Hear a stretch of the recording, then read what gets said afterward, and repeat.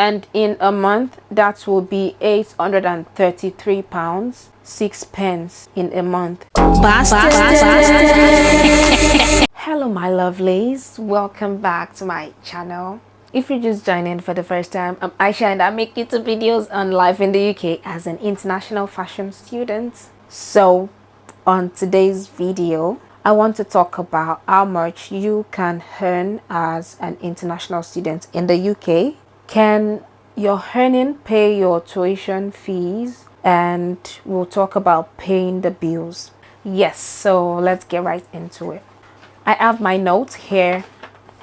So, okay, let's start from, as a student, you're restricted to 20 hours job weekly, meaning you can't work more than 20 hours in a week. And if you're getting a part-time job, it is not certain that you're going to get a job with exactly 20 hours. So it really depends on the type of job you get, but don't really expect that all these jobs you get 20 hours. Some part-time jobs are just like 12 hours, 15 hours, and some jobs you can negotiate and still do 20 hours. So let's have that in mind, but we're still working on 20 hours. So there's the minimum wage in the UK, and as from April 2023 last year, a minimum wage was released, and that's what we're still using till now. So by the April of this year, the minimum wage will increase. So I'll talk about the minimum wage for the last year, the one we're still using, and the one we will use by April. So if you're 23 and over, your minimum wage is £10.42. So whichever job you're getting, the least amount you can get paid is £10.42 per hour, and we'll be multiplying that by 20 hours. And if you are not up to 23, if you're 21, 22, your minimum wage is £10.18. And if you're 18 to 20, your minimum wage is £7.49. And as from April 2024, your minimum wage will be £11.44 if you are 21 years of age and over. So you can get jobs that are a bit more than this minimum wage depending on the type of job you're getting. If it is the common jobs or jobs you can get easily, always around this amount, the minimum wage, to £11 to £12. But we're working with the £10.42 right now, and we'll be doing the calculation. So let's say you are able to get a job for 20 hours per week. It means you'll be earning £208.4 weekly, and in a month that will be £833 6 pence in a month. That is the highest with this minimum wage. If you're earning with the minimum wage, it can go higher if you're able to get better paying job and you're still able to get the 20 hours per week. But we're still working with this now, so this is what we're working with. So let's say you have £833 coming in monthly. So let's talk about the bills now. The bills you'll be paying your house rent. And this house rent, it really depends on the area you are and the type of house you're able to get. For a lot of students, some students get school houses which they might have paid for before moving to the UK, or they'll pay in installments. So I won't really be diving into students' houses, university accommodations, because there are still other options if that is like too expensive. So a lot of students get the shared houses where you have to share a whole house with other people, and these shared houses are also grouped into different sections. So there are the houses where you share bathroom, toilets, kitchen, which you can be able to get that one at least cheaper. And there are the ensuite houses, rooms where you have your bathroom inside the room, but you still share the kitchen. And there is the studio where everything is just within a small room. You have your bed, you have your kitchen, you have your toilets, you have everything within the small room.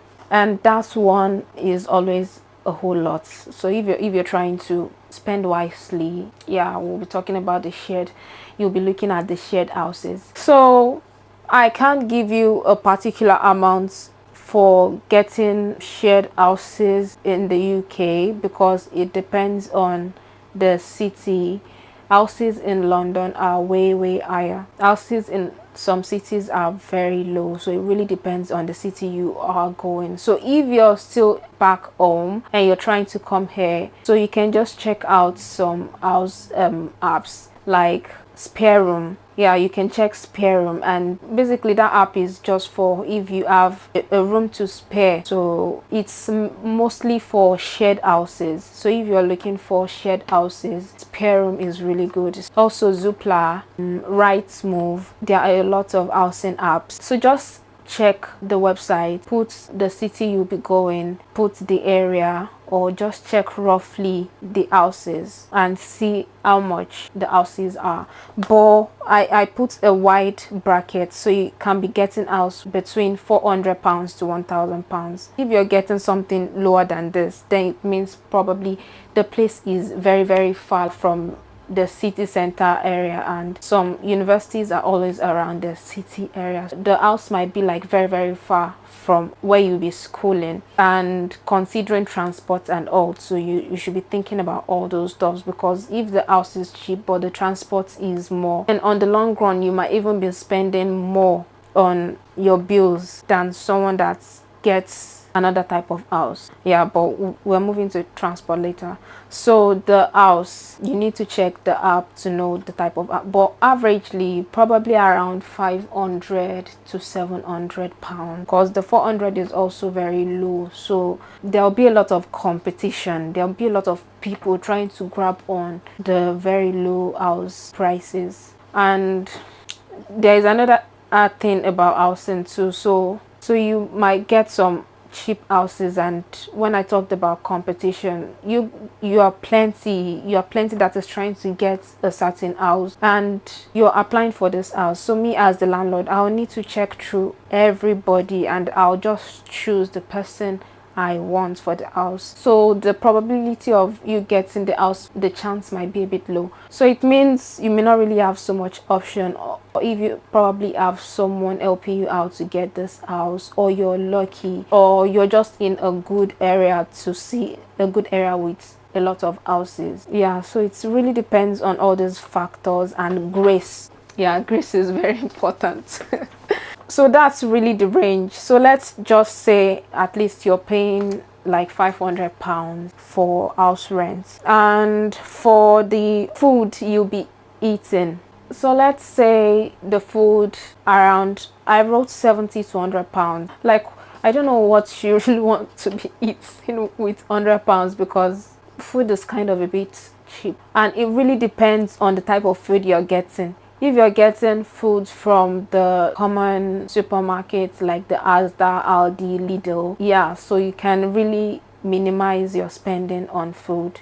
But if you're the type that is always craving for African foods, yeah, that will go a whole lot higher. Like, you might just be carrying just one small nylon bag of food for like £100, £150, and if you're going to these common stores, you can be getting stuffs of £100 in a big cart. Like, it really depends on what you're eating, in short. So if you're trying to minimize, if you can limit the food you buy from African stores, or you find alternatives, yeah, that will really save a whole lot of money. Or if you can't do without African food, just forget it, man. You're spending high on food.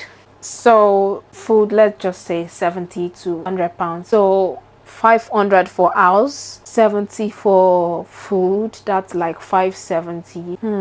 For transport, as I said earlier, your transport really depends on how close the house is to wherever you're schooling. So the houses closer to school areas are always more expensive because it's in high demand, and the houses that are farther from school are in lower demand. So the houses are always more cheap compared to the houses closer to school due to the low demand. So you need to put that in mind. If you're yet to come here and you're still doing your research, try to use Google Maps, check the location, the postcode of your school, and whichever house you're getting, check for the postcode. Put the postcode there so you see the distance on Google Map, so you can check how long the distance is from school to wherever the postcode you're checking, so you can see how far it is, and you can see how likely the commuting process will be. At least you will know what you're getting into before you proceed with any houses you're trying to get. Yeah, so I can't really put a price on the transport, so let's just round up our bills. Let's just round up to like £600. That is the lowest trying to manage and it really depends on the factors I've mentioned before. So if you're lucky enough to get 20-hour job and you're earning around £800, then you'll be looking at paying at least 600 to 700 on bills. Don't forget we didn't add transport, so you might be left with nothing or just few changes left. So let's go back to, can it pay your tuition fee? Logically, no, I don't think it can. If you have all these bills and you're depending on 20 hours work to pay your bills and pay tuition fee, even if you're able to secure a good installment payment for your tuition fee, because you'll be left with few changes or almost nothing, unless you're kind of lucky enough to get higher paying job, which even with a higher paying job, the extra amounts that will be left on the salary will be very low. So until when do you want to pay the bill? Unless you're probably a couple over here, which the rule has kind of changed on coming to the UK with a dependent right now as a student, which the rule has restrained people from bringing dependents. So if you're coming here alone and you're doing all this with this calculation I just did now, then it's better to get prepared. So it's just better to make sure the school fees are paid before coming here. Once the school fee is paid, at least about 70 or 60% of the burden is off your neck. So then you know other things you're meant to sort out is just yourself. And yeah, that's just it basically. So that's it on today's video, guys. Kindly subscribe, kindly comment, share, like, turn on the notification bell so you'll be the first person to get notified once I release a new video. So if you share, comment, and do all this activity, it will tell YouTube that my video is getting engagement and people are interested in this video, so YouTube will push it out more to other people that are in need of this information. So thank you in advance. That's it for today, guys. See you next time. Love you. Peace out.